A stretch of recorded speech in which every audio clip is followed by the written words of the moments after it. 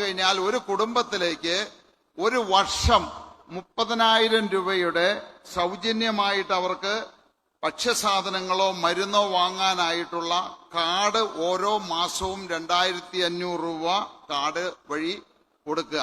അതായത് ഒരു കുടുംബത്തിന് 30,000 രൂപയാണ് ഒരു വർഷം ഈ കാർഡ് വഴി ഭക്ഷ്യസുരക്ഷ ഉറപ്പാക്കാനും ആരോഗ്യ സുരക്ഷ ഉറപ്പാക്കാനുമായിട്ട് ലഭിക്കുന്നത്. അതിനേക്കാൾ കൂടുതലായിട്ട് നമുക്കറിയാം, ഇന്ന് കേരളത്തിലെ ഒട്ടനവധി കുടുംബങ്ങളിൽ, പ്രത്യേകിച്ച് പ്രായാധിക്യമുള്ള ആളുകള് അവരുടെ വീടുകളില് അവർക്ക് ഹോസ്പിറ്റലിൽ പോകാനായിട്ടുള്ള മടിയുണ്ട്, പോകാനായിട്ടുള്ള സാധ്യതകൾ കുറവാണ്, അതിനുള്ള പണ ചെലവ് വളരെ കൂടുതലാണ്.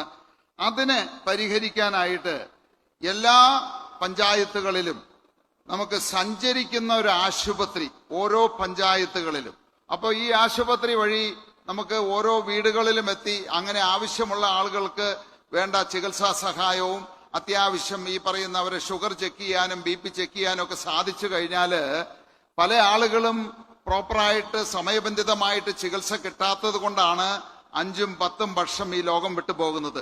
അത് പരിഹരിക്കുക എന്നുള്ളൊരു ഉദ്ദേശമാണ് അതുകൊണ്ട്. അപ്പൊ ഈ സഞ്ചരിക്കുന്ന ആശുപത്രി എല്ലാ പഞ്ചായത്തുകളിലും നടപ്പിലാക്കുന്നതോടുകൂടി തീർച്ചയായിട്ടും നമ്മുടെ ആരോഗ്യം മെച്ചപ്പെടും. അത് മാത്രമല്ല, നമ്മുടെ ആയുസ് ഏറ്റവും ചുരുങ്ങിയത് 5 വർഷം മുതൽ 10 വർഷം വരെ നമുക്ക് കൂട്ടാൻ സാധിക്കുമെന്നുള്ള വലിയൊരു കാര്യമാണ് ഇതിൽ നമ്മൾ മുന്നോട്ട് വയ്ക്കുന്നത്. ഇനി ഇത് കൂടാതെ നമുക്കറിയാം, പലപ്പോഴും നമ്മൾ അത്യാവശ്യത്തിന് ഹോസ്പിറ്റലിൽ പോകണമെങ്കിൽ, അതും രാത്രി സമയങ്ങളിൽ ഗ്രാമങ്ങളിൽ ഒരു ടാക്സി കിട്ടാനോ അല്ലെങ്കിൽ അവരെ ഒരു ആംബുലൻസ് കിട്ടാനോ ബുദ്ധിമുട്ടുണ്ട്. അപ്പൊ എല്ലാ പഞ്ചായത്തുകളിലും 24/7 24 മണിക്കൂർ സജ്ജമായിട്ടുള്ള ഫ്രീ ആംബുലൻസ് സർവീസ് ആണ് ഇതുകൊണ്ട് മുന്നോട്ട് വയ്ക്കുന്നത്. എല്ലാ പഞ്ചായത്തുകളിലും ഓരോ ആംബുലൻസ് 24 മണിക്കൂറും സജ്ജമായിട്ട് സൗജന്യമായിട്ട് എല്ലാവർക്കും ഉപയോഗിക്കാനായിട്ടുള്ള ഒരു നടപടി, അതും ആരോഗ്യ സുരക്ഷയുടെ ഭാഗമായിട്ടാണ്. പിന്നെയുള്ളത് നമുക്കറിയാം, ഇന്ന് വീടുകളിലെ വീട്ടമ്മമാർക്ക് ഏറ്റവും കൂടുതൽ ചെലവുള്ള ഒരു കാര്യമാണ് നമ്മളുടെ ഈ പറയുന്ന കുക്കിംഗ് ഗ്യാസ്, പാചകവാതകം. അപ്പോ അതുകൊണ്ട് ആദ്യം തുടക്കമെന്നുള്ള നിലയിൽ ഓരോ കുടുംബങ്ങളിലേക്കും ഒരു വർഷം 2 LPG സിലിണ്ടർ സൗജന്യമായിട്ട് നൽകും. അത് ഒന്ന് ഓണത്തിന്റെ സമയത്തും 2 ക്രിസ്മസിന്റെ സമയത്തും, 2 സമയങ്ങളിൽ ഓരോ കുടുംബങ്ങളിലേക്കും ഫ്രീ ആയിട്ട് ഒരു സൗജന്യ സിലിണ്ടർ, അങ്ങനെ 2 സിലിണ്ടർ വീതം ഒരു വർഷം ഓരോ കുടുംബത്തിനും ലഭിക്കും. അതുകൂടാതെ വെള്ളം, നമുക്കറിയാം എല്ലാ സ്ഥലത്തും പല കുടുംബങ്ങളിലും വെള്ളം എത്താൻ സാധിക്കുന്നില്ല. ഓരോ കുടുംബങ്ങളിലേക്കും 20,000 ലിറ്റർ ഫ്രീ വാട്ടർ ഓരോ കുടുംബങ്ങളിലും ഉറപ്പാക്കുക എന്നുള്ളതാണത്. ഇത് കൂടാതെ ക്ഷേമ പെൻഷൻ, ഇപ്പോ കഴിഞ്ഞ 21 LDF ഗവൺമെന്റ് വരുമ്പോ 1,600 രൂപയിൽ നിന്ന് 2,000 ആക്കുമെന്ന് പറഞ്ഞെങ്കിലും അവസാന ഈ ഒരു മാസം മുമ്പ് ഭരണം തീരുന്നതിന് മുമ്പാണ് അത് 2,000-ലേക്ക് ഉയർത്തിയത്. എന്നാൽ ഞങ്ങൾ പറയുന്നു, ഇത് 3,000 രൂപയാക്കി ഉയർത്തി എല്ലാവർക്കും ലഭ്യമാക്കുന്ന രീതിയിൽ അത് നടപ്പിലാക്കും ക്ഷേമ പെൻഷൻ. ഇനി ഒന്ന് വേറൊരു വളരെ നമുക്ക് പ്രത്യേകിച്ച് വിദ്യാഭ്യാസ മേഖലയിൽ വലിയ കോളിളക്കങ്ങൾ ഉണ്ടാക്കാവുന്ന ഒരു സംഗതിയാണ്. നമുക്കറിയാം, നമ്മുടെ ഗവൺമെന്റ് സ്കൂളുകൾ എന്ന് പറഞ്ഞു കഴിഞ്ഞാൽ ഏറ്റവും നിർധനരായിട്ടുള്ള പാവപ്പെട്ട കുട്ടികളാണ് ഗവൺമെന്റ് സ്കൂളുകളിൽ പോകുന്നത്. അവിടെ മലയാളം മീഡിയമാണ്. അതുകൊണ്ട് എല്ലാ പഞ്ചായത്തുകളിലും എല്ലാ ഗവൺമെന്റ് സ്കൂളുകളിലും ഇംഗ്ലീഷ് മീഡിയം 12ാം ക്ലാസ് വരെ സൗജന്യമായിട്ട് ഓപ്ഷണലായിട്ട് അവർക്ക് പഠിക്കാനായിട്ടുള്ള ഒരു അവസരം അത് വന്നു കഴിഞ്ഞാൽ നമ്മുടെ പ്രത്യേകിച്ച് നമ്മുടെ ഏറ്റവും താഴെ തട്ടിലുള്ള ആളുകള്, പാവപ്പെട്ട നിർധനരായിട്ടുള്ള ആളുകളുടെ കുട്ടികൾക്ക് ഉയർന്ന വിദ്യാഭ്യാസം, അതായത് കിൻഡർ ഗാർഡൻ മുതൽ 12ാം ക്ലാസ് വരെ പ്രാഥമിക വിദ്യാഭ്യാസം ഇംഗ്ലീഷ് സംസാരിക്കാനും എഴുതാനും പറയാനുമായിട്ടുള്ള ആ ഒരു അറിവ് ലഭിക്കുമ്പോൾ അവർക്ക് പിന്നീട് ഉന്നത വിദ്യാഭ്യാസത്തിലേക്ക് മറ്റുള്ള രാജ്യങ്ങളിൽ പോയോ മറ്റു സംസ്ഥാനങ്ങളിൽ പോയോ അല്ലെങ്കിൽ ഏതെങ്കിലും ജോലികൾക്കോ വലിയൊരു സാധ്യതയാണ് അതുകൊണ്ട് കാണുന്നത്. ആരും ചിന്തിക്കാത്ത അല്ലെങ്കിൽ ഇതുവരെ ആലോചിക്കാത്ത ഒരു വലിയ വിദ്യാഭ്യാസ നയ വ്യത്യാസമാണ് ഇത് കൊണ്ടുവരുന്നത്. 12ാം ക്ലാസ് വരെ ഇംഗ്ലീഷ് മീഡിയം വിദ്യാഭ്യാസം സൗജന്യമായിട്ട് എല്ലാ പഞ്ചായത്തുകളിലും എല്ലാവർക്കും ലഭ്യമാക്കുക എന്നുള്ളത്. അതുപോലെ തന്നെ ഇപ്പോ നമ്മളുടെ ഈ എഡ്യൂക്കേഷൻ എന്ന് പറയുമ്പോൾ പലതും നമുക്ക് നമ്മുടെ പ്രായോഗിക ജീവിതത്തിലേക്ക് വരുമ്പോൾ അത് പ്രയോജനപ്പെടുന്നില്ല. അപ്പോൾ അതിനു വേണ്ടിയിട്ട് സ്കിൽഡ് ബേസിസ് ആയിട്ടുള്ള വിദ്യാഭ്യാസം നടപ്പിലാക്കുക, അതിന് പ്രത്യേകമായിട്ടുള്ള education, internship, apprenticeship, skilling programme, ഇങ്ങനെയുള്ള പദ്ധതികൾ നടപ്പിലാക്കി കഴിയുമ്പോൾ ചെറുപ്പക്കാരായിട്ടുള്ള ആളുകൾ, പുതുതലമുറ പഠിച്ചു വളരുമ്പോൾ അതോടൊപ്പം ഇന്ത്യക്ക് പുറത്തും വളരെ അനായാസേന അവർക്ക് ജോലി കിട്ടാനായിട്ടുള്ള ഒരു സൗകര്യം ഇതുമൂലം ലഭിക്കും. ഇനി വേറൊന്നാണ് നമ്മുടെ ശുചിത്വം, വേസ്റ്റ് മാനേജ്മെന്റ്. നമ്മൾ പ്രത്യേകിച്ച് തിരുവനന്തപുരം, എറണാകുളം, കോട്ടയം ഇതുപോലെയുള്ള വലിയ വലിയ സിറ്റികളിൽ ഇന്ന് എല്ലാവരും അനുഭവപ്പെടുന്ന ഏറ്റവും വലിയൊരു പ്രശ്നമാണ് വേസ്റ്റ് മാനേജ്മെന്റ്. അപ്പൊ അതിനൊരു സെൻട്രലൈസ്ഡ് ആയിട്ടുള്ള സംവിധാനം എല്ലാ സ്ഥലത്തും, അതിൽ നിന്ന് വൈദ്യുതി ഉൽപ്പാദിപ്പിക്കാനോ ആ രീതിയിൽ എല്ലാ ജില്ലാ കേന്ദ്രങ്ങളിലും വെച്ചിട്ട് ഇത് കളക്ട് ചെയ്ത് ഒന്നിച്ച് ഈ വേസ്റ്റിനെ നമ്മൾ എനർജി ആയിട്ട് കൺവേർട്ട് ചെയ്യാനായിട്ടുള്ള ഒരു പദ്ധതിയാണ് മുന്നോട്ട് വയ്ക്കുന്നത്.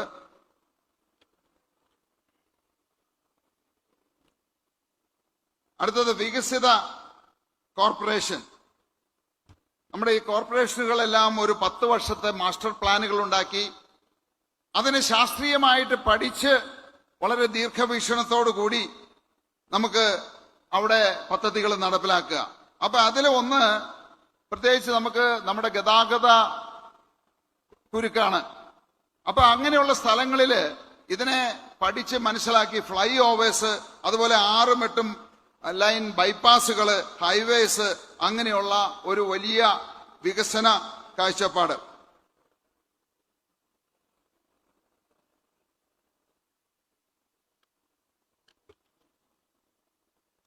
ഇനിയുള്ളത് ഹ്യൂമൻ സെക്യൂരിറ്റിയാണ്. നമ്മളിന്ന് ഏറ്റവും കൂടുതൽ നമുക്കറിയാം, ഇന്ന് ചർച്ച ചെയ്യപ്പെടുന്ന കേരളത്തിൽ പ്രത്യേകിച്ച് ഏറ്റവും കൂടുതൽ ഒരു പ്രശ്നമുണ്ടാക്കുന്നതാണ് തെരുവ് നായ ശല്യം. അത് ഇന്നിപ്പോ നമ്മുടെ തിരുവനന്തപുരത്ത് നമ്മുടെ മേയർ അത് വളരെ ഭംഗിയായിട്ട് അതിനുള്ള തുടക്കം കുറിച്ചു. പക്ഷേ ഇത് കേരളത്തില് ഗ്രാമങ്ങളിലും പഞ്ചായത്തുകളിലും മറ്റുള്ള പ്രദേശങ്ങളിലുമെല്ലാം വലിയൊരു ഗുരുതരമായിട്ടുള്ള പ്രശ്നമാണ്. അതിന് ഈ തെരുവ് നായ ശല്യം സ്ഥിരമായിട്ടുള്ള ഒരു പരിഹാരം കാണുന്നതിനുള്ള വലിയൊരു പദ്ധതിയാണ് ഇതിനകത്ത് കൊണ്ടുവന്നിരിക്കുന്നത്. അത് പൂർണ്ണമായിട്ടും തടഞ്ഞ് തെരുവ് നായ്ക്കളുടെ ശല്യം പൂർണ്ണമായിട്ടും തടയാനായിട്ടുള്ള ഒരു പദ്ധതിയാണ് ഇതിൽ അവതരിപ്പിച്ചിരിക്കുന്നത്. അതുപോലെ തന്നെ നമുക്കറിയാം ഡ്രഗ്സ്. ഇന്നിപ്പോ ചെറിയ സ്കൂളുകൾ മുതൽ കോളേജുകളിലെ എല്ലാ സ്ഥലത്തും ഡ്രഗ്സിന്റെ ലഭ്യത വളരെ കൂടിയിരിക്കുകയാണ്. കേരളം ഡ്രഗ്സിന്റെ ഒരു ഹബ്ബായിട്ട് മാറിയിരിക്കുകയാണത്. അപ്പോ അത് പ്രത്യേകിച്ച് മാതാപിതാക്കളെ വളരെയധികം ബുദ്ധിമുട്ടുണ്ടാക്കുന്ന ഒരു പ്രശ്നമാണ്, എല്ലാവരെയും ബാധിക്കുന്ന ഒരു പ്രശ്നമാണ്, കുട്ടികളുടെ ഭാവി നശിപ്പിക്കുന്ന ഒരു പ്രശ്നമാണ്. അപ്പോ ഡ്രഗ്സ് ഫ്രീ ആയിട്ടുള്ള 100% ഡ്രഗ്സ് ഇല്ലാതെ ആയുള്ള ഒരു കേരളമാണ് ഞങ്ങൾ മുന്നോട്ട് വയ്ക്കുന്നത്. അതിനുള്ളൊരു വലിയ പ്രോഗ്രാം. അതുപോലെ ഇന്ന് ശരാശരി ഒരു ദിവസം ഏതാണ്ട് 2000 ക്രൈംസ്, കുറ്റകൃത്യങ്ങൾ കേരളത്തിൽ നടക്കുന്നുണ്ട്. ഈ കുറ്റകൃത്യങ്ങൾ ഓരോ വർഷം തോറും ഒരു 10%, 15% കൂടി വരുന്നതല്ലാതെ ഒരിക്കലും ഇത് കുറയ്ക്കാനോ നിയന്ത്രിക്കാനോ ആരും ശ്രമിച്ചിട്ടില്ല. അത് അങ്ങനെ ഒരു സാധ്യത ഇതുവരെ ഉണ്ടായിട്ടില്ല.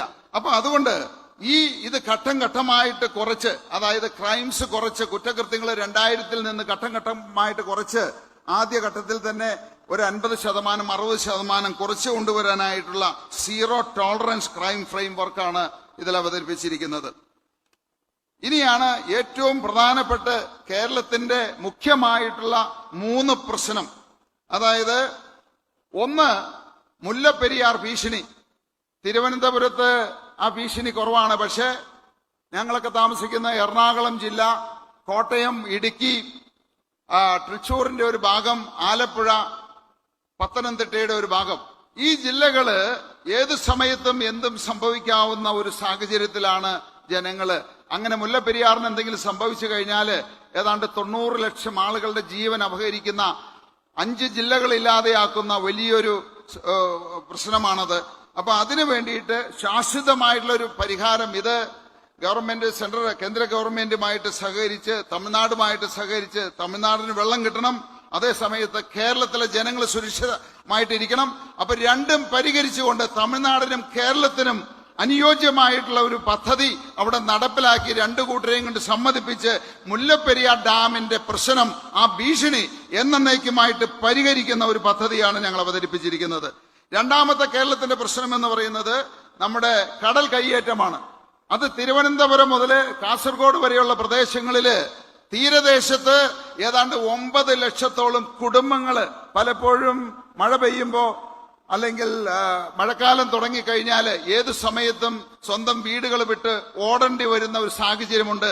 അപ്പോ അത് മാറ്റം വരണം. പല സ്ഥലത്തും നമ്മള് കടൽ ഭിത്തികളൊക്കെ നിർമ്മിച്ചെങ്കിലും അത് ശാശ്വതമായിട്ടുള്ള ഒരു പരിഹാരമായിട്ടില്ല.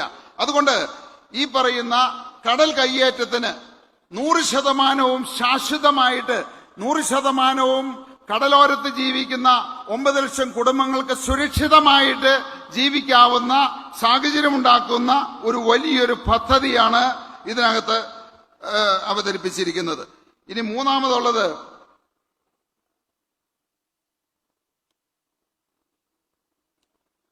നമുക്കറിയാം, കടലോരത്ത് നമ്മൾ അനുഭവിക്കുന്നത് കടൽ കയ്യേറ്റമാണെങ്കിൽ വനം പ്രദേശങ്ങളിൽ, പ്രത്യേകിച്ച് നമുക്ക് പത്തനംതിട്ട, ഇടുക്കി, തൃശ്ശൂര്, പാലക്കാട്, വയനാട് അങ്ങനെ തുടങ്ങിയ വിവിധ ജില്ലകളില് നമ്മൾ ഏറ്റവും കൂടുതൽ ഇന്ന് ഭയപ്പെടുന്ന ഒരു പ്രശ്നമാണ് ഈ പറയുന്ന വന്യജീവി ആക്രമണം. അതിനെ ഭയന്ന് ഒരുപാട് ജീവനുകൾ നഷ്ടപ്പെട്ടിട്ടുണ്ട്. അതിന് മാറി മാറി പല ഗവൺമെന്റുകൾ വന്നെങ്കിലും ഒരിക്കലും അതിന് ഒരു പരിഹാരം കാണാൻ സാധിച്ചിട്ടില്ല. പലരുടെയും ജീവൻ നഷ്ടപ്പെടുമ്പോ ഏതാനും ലക്ഷങ്ങൾ കൊടുത്ത് ആ പ്രശ്നങ്ങൾ പരിഹരിക്കുന്ന അല്ലാതെ ഇതിന് ദീർഘവീക്ഷണത്തോടുകൂടി ശാശ്വതമായുള്ള ഒരു പരിഹാരം കാണാനായിട്ട് ഒരു ഗവൺമെന്റുകൾക്ക് സാധിച്ചിട്ടില്ല. അപ്പൊ അതുകൊണ്ട് ഇവിടെയും ഞങ്ങൾ കാണുന്നത് ഇതിന് സ്ഥിരമായിട്ടുള്ള 100% സുരക്ഷിതമായിട്ടുള്ള ശാശ്വതമായിട്ടുള്ള ഒരു പരിഹാരമാണ് ഈ പ്രകടന പത്രികയിൽ കൊണ്ടുവന്നിരിക്കുന്നത്. അതായത് 3 പ്രധാന പ്രശ്നങ്ങൾ: 1 മുല്ലപ്പെരിയാർ ഡാം ഭീഷണി ഇല്ലാതെയാക്കും, 2 കടൽ കയ്യേറ്റ ഭീഷണി പൂർണ്ണമായിട്ടും ഇല്ലാതെയാക്കും, 3 വന്യജീവി ആക്രമണം പൂർണ്ണമായിട്ടും ഇല്ലാതെയാക്കി ആളുകളെ സുരക്ഷിതമാക്കുന്ന ഏറ്റവും ചങ്കൂറ്റത്തോടു കൂടിയുള്ള 3 കാര്യങ്ങളിലുള്ള നിലപാടാണ് NDA മുന്നോട്ട് വച്ചിരിക്കുന്നത്.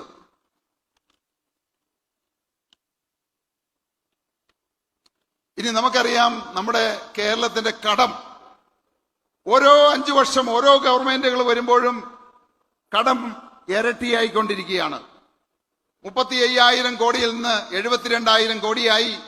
72,000 കോടിയിൽ നിന്ന് ഉമ്മൻചാണ്ടി സർക്കാർ ഭരണം അവസാനിക്കുമ്പോൾ 1,53,000 കോടിയായി. പിണറായി സർക്കാർ ഏറ്റെടുക്കുമ്പോൾ 1,53,000 കോടിയായിരുന്ന കടം 5 വർഷം ആദ്യ പിണറായി സർക്കാർ പൂർത്തിയാക്കുമ്പോൾ അത് 3,15,000 കോടിയായി. ഇപ്പൊ രണ്ടാം പിണറായി സർക്കാർ ഭരണം 10 വർഷം പൂർത്തിയാക്കുമ്പോൾ അത് 6,50,000 കോടിയോടടുത്തിരിക്കുന്നു. അപ്പോ ഇത് കടം കൂട്ടി കടമെടുത്ത് മാത്രം ഭരണം നടത്തുന്ന ഗവൺമെന്റുകളെയാണ് നമ്മൾ കണ്ടിരിക്കുന്നത്.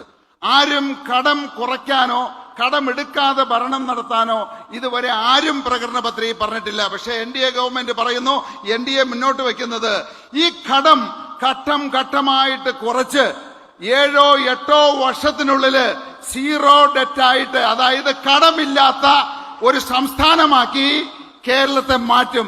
ഇത് പറയാനായിട്ട് ഒരു LDF-നോ UDF-നോ സാധിക്കില്ല. അത് NDAക്ക് മാത്രമേ സാധിക്കൂ. 7-8 വർഷം കൊണ്ട് 6 ലക്ഷം കോടി കടം കുറച്ച് കൊണ്ടുവന്ന് 8ാം വർഷമോ 9ാം വർഷമോ ഡെപ്പോസിറ്റ്, അതായത് മിച്ച ബഡ്ജറ്റ് ഉണ്ടാക്കി NDA തെളിയിക്കുമെന്നുള്ള ഏറ്റവും വലിയൊരു വാഗ്ദാനം കൂടി ഇതിൽ നൽകുന്നു. അപ്പൊ പ്രിയപ്പെട്ടവരെ, ഇവിടെ എല്ലാം നമ്മൾ സാധാരണ രീതിയിൽ ആളുകളെ വിഡ്ഢിയാക്കുന്ന, കേരളത്തിൽ ജനങ്ങളെ കബളിപ്പിച്ചുകൊണ്ടുള്ള ഒരു പ്രകടന പത്രികയല്ല. വളരെ കുറച്ച് കാര്യങ്ങളേ ഉള്ളൂ.